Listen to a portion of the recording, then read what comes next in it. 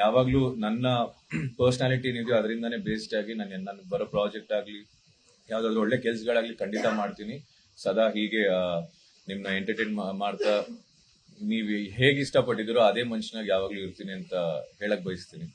So main support ನಂಗೆ ನಮ್ಮ family, ನನ್ನ ಫ್ರೆಂಡ್ಸ್ ಅಂಡ್ ಮೀಡಿಯಾ ಅಂಡ್ ಜನ. ಸೊ ಇವ್ರುಗಳಿಗೆಲ್ಲ ಆಕ್ಚುಲಿ ಟ್ರೋಫಿ ಏನ್ ಗೆದ್ದಿದ್ದೀನೋ ಅದೆಲ್ಲ ಅವ್ರದ್ದು. ಕೆಲವು ಇನ್ಫ್ಲೂಯೆನ್ಸಸ್ ಇದಾರೆ ನಾನು ಸಪೋರ್ಟ್ ಮಾಡಿ ಇಷ್ಟಪಟ್ಟು ಸಪೋರ್ಟ್ ಮಾಡಿರೋದು, ನಮ್ಮವನು ಅಂತ ಸಪೋರ್ಟ್ ಮಾಡಿರೋರು ಇದಾರೆ, ನಮ್ಗೆ ಇಷ್ಟ ಈ ಮನುಷ್ಯ ಸಪೋರ್ಟ್ ಮಾಡಿರೋರು ಇದಾರೆ. ನನ್ ಯಾವ್ದೋ ಒಂದೊಂದು ಪರ್ಸೆಂಟ್ ಎಲ್ಲೋ ಒಂದ್ ಕಡೆಯಿಂದ ಇಷ್ಟಪಟ್ಟು ಸಪೋರ್ಟ್ ಮಾಡಿರೋರು ಒಬ್ಬೊಬ್ರಿಗೂ ಥ್ಯಾಂಕ್ ಯು ಸೋ ಮಚ್. ಈ ಋಣನ ಯಾವ್ದು ತೀರ್ಸ್ಕೊಳಕ್ಕಾಗಲ್ಲ. ಈ ನಿಜವಾಗ್ಲೂ ಮಾತುಗಳಿಲ್ಲ ಅದನ್ನ ಹೇಗೆ ವ್ಯಕ್ತಪಡಿಸ್ಬೇಕು ಅನ್ನೋದು. ಇದಕ್ಕೆ ಥ್ಯಾಂಕ್ ಯು ಸೋ ಮಚ್ ಎಲ್ರಿಗೂ. ಎಲ್ಲಾದ್ರೂ ಚಿಕ್ಕ ಪುಟ್ಟೆ ಆಕ್ಚುಲಿ ನನಗೆ ಎರಡ್ ಕಡೆಯಿಂದನೂ ತುಂಬಾ ಸಪೋರ್ಟ್ ಸಿಕ್ಕಿದೆ. ನನ್ನ ಇಂಡಸ್ಟ್ರಿ ಲೈಫ್ ಅನ್ನೋದು ಸ್ಟಾರ್ಟ್ ಆಗಿದೆ ಮೈಸೂರಿಂದ. ಸಿನಿಮಾ ಮಾಡಿದೆ ಊಟಿ ಅಂತ, ಅದಾದ್ಮೇಲೆ 76 ನೈಟ್ಸ್ ಅಂತ ಮಾಡಿದೆ, ಕೆಲವಷ್ಟು ನಾಟಕಗಳು ಮಾಡಿದೆ ಇಲ್ಲಿ ಥಿಯೇಟರ್ಸ್ ಅಲ್ಲಿ. ಅಂಡ್ ಅದಾದ್ಮೇಲೆ ಕನ್ನಡದಲ್ಲಿ ಸೀರಿಯಲ್ ಮಾಡಿದೆ. ಅದ್ ಮುಗಿತಾರೆ ಆಡಿಷನ್ ಬಂತು, ಅಲ್ಲಿಂದ ತೆಲುಗುಗೆ ಹೋದೆ. ತೆಲುಗುಲ್ ಹಲವಾರು ಸೀರಿಯಲ್ ಮಾಡಿದೆ. ಅದಾದ್ಮೇಲೆ ಬಿಗ್ ಬಾಸ್ ಬಂತು, ಬಿಗ್ ಬಾಸ್ ಇದೆ ಇವತ್ತು ಇಲ್ಲಿ ಕೂತಿದ್ದೀನಿ. ಸೊ ಅಲ್ಲಿಂದ ಇಲ್ಲಿವರೆಗೂ ನಂಗೆ ಆ ಸಪೋರ್ಟ್ ಯಾವಾಗ್ಲೂ ಸ್ಟ್ರಾಂಗ್ ಆಗಿ ಸಿಕ್ಕಿದೆ ಎರಡ್ ಕಡೆ ನನಗೆ. ಈ ಸಪೋರ್ಟ್ ಯಾವಾಗ್ಲೂ ಬೇಕು, ನೀವಿದ್ರೇನೆ ನಾನು ಅನ್ನೋ ಸ್ಟ್ರಾಂಗ್ ಕಾನ್ಫಿಡೆನ್ಸ್ ನನಗಿದೆ. ನೀವು ಯಾವಾಗ್ಲೂ ಸಪೋರ್ಟ್ ಮಾಡ್ತೀರಾ ಅಂತ ಗೊತ್ತು. And thank you so much ಎಲ್ರಿಗೂ. ಥ್ಯಾಂಕ್ ಯು ಅಣ್ಣ, ನೀವು ಬಂದಿರೋ ತುಂಬಾ ಖುಷಿ ಆಯ್ತು ಇವತ್ತು. ಇಲ್ಲಿ ಬಂದಿರೋರು ಒಬ್ಬೊಬ್ರಿಗೂ ಥ್ಯಾಂಕ್ ಯು ಸೋ ಮಚ್. ಇನ್ನು ನಿಮ್ ಅಂಡ್ ಮೋಸ್ಟ್ ಇಂಪಾರ್ಟೆಂಟ್ ನನ್ ಸಪೋರ್ಟ್ ಮಾಡಿರೋ ಎರಡು ರಾಷ್ಟ್ರ ಅಂದ್ರೆ ಎರಡು ರಾಜ್ಯಲ್ಲೂ, ಕರ್ನಾಟಕ ಒಂದು, ಸಾರಿ ಆಂಧ್ರ ಅಂಡ್ ತೆಲಂಗಾಣ. ಇವರು ನಂಗೆ ತುಂಬಾ ಸಪೋರ್ಟ್ ಕೊಟ್ಟಿದ್ದಾರೆ ಅಲ್ಲಿ ಜನ. ಅಂಡ್ ಆಬ್ವಿಯಸ್ಲಿ ಬೇರೆ ಬೇರೆ ಕಂಟ್ರೀಸ್ ಇಂದ ಕೂಡ ವೋಟಿಂಗ್ಸ್ ಗಳು ಬಂದಿದೆ, ಇಷ್ಟಪಟ್ಟು ವೋಟಿಂಗ್ಸ್ ಮಾಡಿದ್ದಾರೆ. ಥ್ಯಾಂಕ್ ಯು ಸೋ ಮಚ್ ಎಲ್ರಿಗೂ. ಇನ್ನೇನಾದ್ರು ನಿಮಗೆ ಕೇಳಕ್ಕಿದ್ರೆ ಖಂಡಿತ ಕೇಳಿ. ನೆಟ್ವರ್ಕ್ ಏನಿಲ್ಲ ಸರ್, ಆಡಿಷನ್ ಅನ್ನೋದೊಂದು ಬಂತು. ಅವ್ರಿಗೆ ಒಂದು ಟ್ಯಾಲೆಂಟ್ ಬೇಕಿತ್ತು, ಎಲ್ಲೆಲ್ಲಿ ಟ್ಯಾಲೆಂಟ್ ಸಿಗುತ್ತೋ ಅಲ್ಲಿ ಸೆಲೆಕ್ಟ್ ಮಾಡ್ಕೊಂಡು ಹೋಗ್ತಾ ಇದಾರೆ. ಈಗ ನಮ್ಗೆ ಅಲ್ಲಿ ಭೇದ ಭಾವ ಇಲ್ಲ ಆಕ್ಚುಲಿ, ಕನ್ನಡ ಇದು ಅದು ಅಂತ. ತುಂಬಾ ಖುಷಿಯಿಂದ ಎಂಕರೇಜ್ ಮಾಡ್ತಾರೆ. ನನ್ನ ಹಾಗೆ ಕರ್ಕೊಂಡು ಹೋಗಿದ್ದು ಆಡಿಷನ್ ಇಂದಾನೆ. ನಾನು ಆಡಿಷನ್ ಕೊಟ್ಟೆ ಹೋಗಿದ್ದು.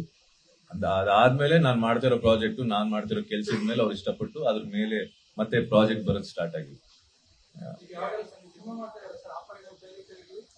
ಬಂದಿದೆ ಒಂದು 4-5 ಕಾಲ್ ಬಂದಿದೆ. ಕನ್ನಡನು ಬಂದಿದೆ, ತೆಲುಗುನು ಬಂದಿದೆ. ಅದೇ ಕುತ್ಕೊಂಡು ಮಾತಾಡ್ಬೇಕು. ಫೋನ್ ಬಂದಿದೆ, ನಾವು ಇದೆಲ್ಲ ಕೆಲಸ ಮುಗಿಸ್ಕೊಂಡು ಸ್ವಲ್ಪ ಫ್ರೀಯಾಗಿ ಮಾತಾಡ್ಬೇಕು. ಅದ್ ಕೆರಿಯರ್ ಸೆಟ್ ಮಾಡ್ಕೊಳ್ಳೋದಲ್ಲ. ಅದಿನ್ನೂ ಡೀಟೇಲ್ ಆಗಿ ಮಾತಾಡಿಲ್ಲ. ಅವ್ರ ಮ್ಯಾನೇಜರ್ಸ್ ಫೋನ್ ಮಾಡ್ತಾರೆ ಆಕ್ಚುಲಿ. ಸೊ ಅದ್ ಹೋಗಿ ಕುತ್ಕೊಂಡು ಮಾತಾಡಿದಾಗ ಏನು ಎತ್ತ ಅಂತ ಗೊತ್ತಾಗುತ್ತೆ. ಯಾವ್ದು ಸರ್? ಬಿಗ್ ಬಾಸ್ ಆಡಿಷನ್ ಅಂದ್ರೆ ಫೋನ್ ಬಂದಿತ್ತು ನನ್ಗೆ.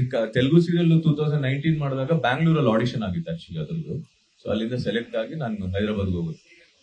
ಸೀರಿಯಲ್ ಹೋಗುದು. ಅಲ್ಲಿ ತೆಲುಗುಲ್ ಮಾಡಿದ್ದ. ಆ ಸೀರಿಯಲ್ಸ್ ಮುಗ್ದಾದ್ಮೇಲೆ ಬಿಗ್ ಬಾಸ್ ಹೋಗಿದ್ದು. ಅದ್ ಮುಗಿಸ್ಕೊಂಡೇ ಹೋಗಿದ್ದು ಬಿಗ್ ಬಾಸ್. ತೆಲುಗುವಲ್ಲಿ ಗೋರಿಂಟಾಕು, ಅಮ್ಮಕು ತೆಲಿನ್ ಕೊಯ್ಲಮ್ಮ, ಕಲಸುಂಟೆ ಕಲದ ಸುಖಂ, ಅನುಪಲ್ಲವಿ, ಶ್ರವಂತಿ, ಊರ್ವಶಿ ರಾಕ್ಷಸಿವ, ಇಷ್ಟು ಸೀರಿಯಲ್ ಮಾಡಿದ್ದೀನಿ. ಅದಾದ್ಮೇಲೆ ಬಿಗ್ ಬಾಸ್ ಹೋಗಿದ್ದು. ಕನ್ನಡದಲ್ಲಿ ಊಟಿ, 7 Days 6 Nights ಅಂತ ಇನ್ನೊಂದು ಸಿನಿಮಾ, ಮನೆ ಮಂತ್ರಾಲಯ ಅಂತ ಒಂದು ಸೀರಿಯಲ್, ಕೆಲವು ನಾಟಕಗಳು, ಥಿಯೇಟರ್ಸ್ ನಾಟಕಗಳು ಮಾಡಿದ್ದಾರೆ. ಇಲ್ಲ, ಅಲ್ಲೋಗಿ ಕಲ್ತೀನಿ ಭಾಷೆ, ಅಲ್ಲೋದ್ಮೇಲೆ ಕಲ್ತೀನಿ.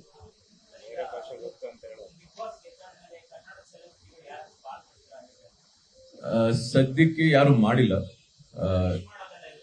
ಹೌದು ಆಕ್ಚುಲಿ ನನಗೆ ಮೆಸೇಜ್ಗಳು ಬಂದಿದೆ ತುಂಬಾ. ನನ್ನ ಕ್ಲೋಸ್ ಫ್ರೆಂಡ್ಸ್ ಇಲ್ಲಿ ಸೀರಿಯಲ್ಸ್ ಅಲ್ಲಿ ಮಾಡ್ತಿರೋರು, ಅಲ್ಲಿ ಮಾಡ್ತಿರೋರು ತುಂಬಾ ಸಪೋರ್ಟ್ ಅಂಡ್ ಎಂಕರೇಜಿಂಗ್ ಮೆಸೇಜ್ ಕಳಿಸಿದ್ದಾರೆ ನನಗೆ. ಸೊ ಅವ್ರದ್ದು ಮೆಸೇಜ್ ಎಲ್ಲ ನೋಡಿದ್ದೀನಿ, ತುಂಬಾ ಖುಷಿಯಾಗಿ ಮಾತಾಡ್ತಾ ಇದ್ವಿ. ದೊಡ್ಡ ಸೆಲೆಬ್ರಿಟೀಸ್ ಅಂದ್ರೆ ಇನ್ನು ಮಾತುಕತೆ ಡೈರೆಕ್ಟ್ ಆಗಿ ಮಾತಾಡಿಲ್ಲ. ಚಾನ್ಸ್ ಬಂದಾಗ ಖಂಡಿತ ಖುಷಿ ಆಗುತ್ತೆ ಆಬ್ವಿಯಸ್. ಹೌದು, ಡಿಫ್ರೆನ್ಸ್ ಅದು ತೆಲುಗು ಬಿಗ್ ಬಾಸ್, ಇದು ಕನ್ನಡ ಬಿಗ್ ಬಾಸ್ ಅಷ್ಟೇ. ಅಂದ್ರೆ ಇಲ್ಲಿ ಸುದೀಪ್ ಸರ್ ಇದಾರೆ, ಅಲ್ಲಿ ನಾಗ್ ಸರ್ ಇದಾರೆ. ಸುದೀಪ್ ಸರ್ ನೋಡಿದ್ರೆ ಅದೊಂಥರ ವೈಬು, ನಾಗ್ ಸರ್ ನೋಡಿದ್ರೆ ಅದು ಇನ್ನೊಂಥರ ಖುಷಿ. ಬೇಸಿಕ್ಲಿ ನನಗೆ ಕೇಳಿದ್ರೆ ಸುದೀಪ್ ಸರ್ ಒಂದ್ ವೇಳೆ ನಾನು ಆ ಕನ್ನಡ ಬಿಗ್ ಬಾಸ್ ಅಲ್ಲಿ ಇದ್ದು ಸುದೀಪ್ ಸರ್ ಹತ್ರ ಮಾತಾಡ್ತಿದ್ರೆ ಒಂದ್ ಭಯ ಇರುತ್ತೆ ಮನ್ಸಲ್ಲಿ, ಯಾರು ತಪ್ಪು ಗಿಪ್ ಮಾಡಿದ್ರೆ ಹೋಗಿಸ್ಕೊಂತೀವಿ. ಎರಡ್ ಕಡೆನೂ ಇರುತ್ತೆ, ಎರಡ್ ಕಡೆನೂ ಅದಿರುತ್ತೆ. ಬಟ್ ಸುದೀಪ್ ಸರ್ ನಿಮ್ಗೆ ಗೊತ್ತಲ್ವಾ, ಅವ್ರಿಗಿರೋ ಒಂದು ಇದಕ್ಕೆ ನಾಗ್ ಸರ್ ಸ್ವಲ್ಪ ಒಂದು ಒಳ್ಳೆ ಟೀಚರ್ ತರ, ಇದು ತಪ್ಪು ಅದು ತಪ್ಪು, ಇದು ಸರಿ, ಹಿಂಗ್ ಮಾಡ್ಬೇಕು ಹಂಗ್ ಮಾಡ್ಬೇಕು ಅಂತ ಡಿಫ್ರೆನ್ಸ್ ಏನಿರಲ್ಲ. ಬಟ್ ಎರಡು ತುಂಬಾ ಕಷ್ಟವಾಗೇ ಇರುತ್ತೆ.